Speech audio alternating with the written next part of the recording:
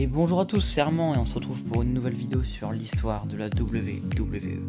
Aujourd'hui dans cette vidéo, je vais retracer toute l'histoire de la WWE.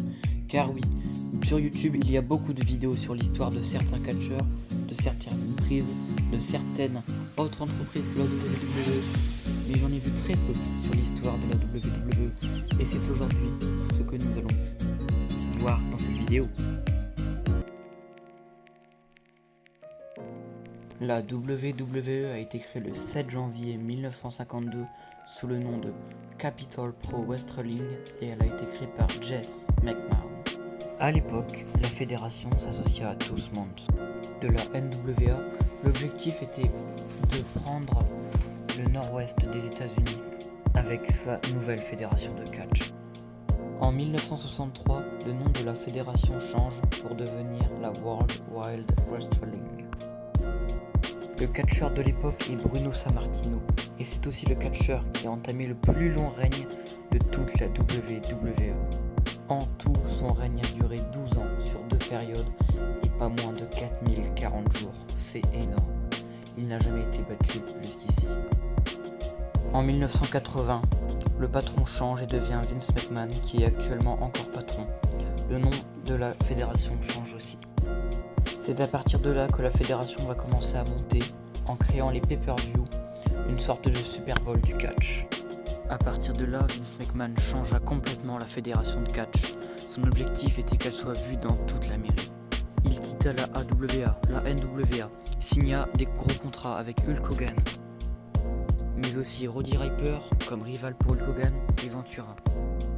Il signa une dizaine de contrats avec des catcheurs très célèbres. Dans cette dizaine de catcheurs, il y eut André the Giant. André the Giant était un catcheur français, peu connu en France mais véritable star aux États-Unis pour sa taille et son poids. André the Giant était né en France à Coulommiers. Il pesait entre 173 et 245 kg. Il faisait 2 m maintenant, 24. Il est mort en 1993, très jeune, à cause de sa maladie qui ne faisait que de grandir. Avec des revenus raisonnables, Vince McMahon a pu commencer à faire passer ses shows télévisés dans toutes les États-Unis.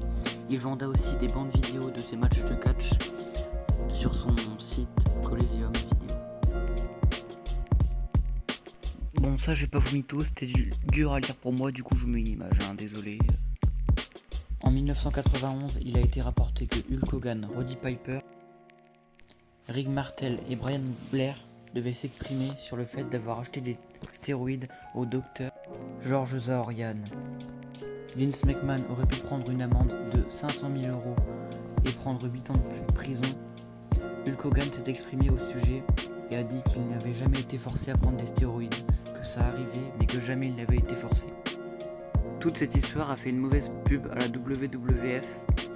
Elle arrive à remonter mi-93 avec ce qu'elle appelle la nouvelle génération, composée de The Hitman, l'Undertaker, Shawn Michaels, Owen Hart, Razor Ramon, Diesel, Yokozuna, le 1-2-3 Kids.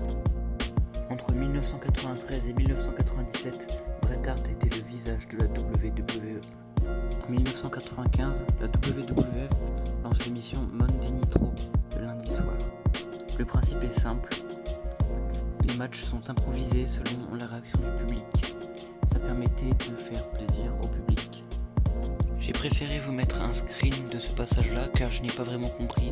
J'y ai réfléchi mais je comprends rien, désolé. Et voici le nouveau logo entre 1997 et 2001. En 1997, Vince McMahon a répondu au grand succès de la WCW en embarquant la WWF dans une direction différente, avec des scénarios plus poussés et de meilleurs gimmicks. Le clan D Génération est né.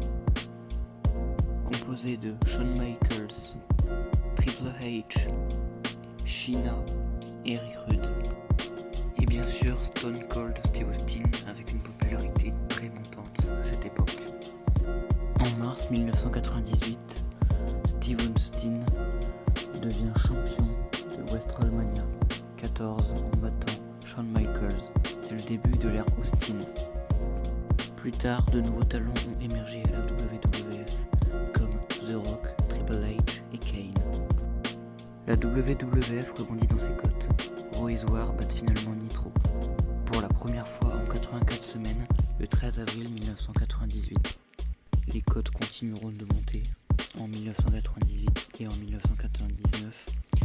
Un match entre Shawn Michaels et Stone Cold Steve Austin de 12 minutes sera noté 9,5 et est le match le plus noté de toute l'histoire. La WFE est devenue une société cotée en bourse le 19 octobre 1999.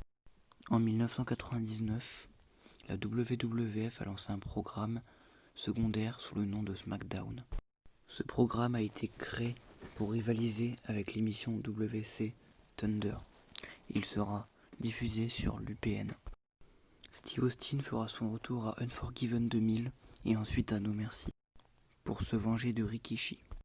Steve Austin ressortira vainqueur de son match l'année suivante contre The Rock et gagnera le Royal Rumble. Fin mars 2001, la WWF rachète la WCW et la ECW. C'est la fin de cette vidéo. Si vous voulez un épisode 2, n'hésitez pas à liker. Aux 20 likes, je ferai un épisode 2 jusqu'à l'année 2020. Merci beaucoup d'avoir suivi cette vidéo. A plus.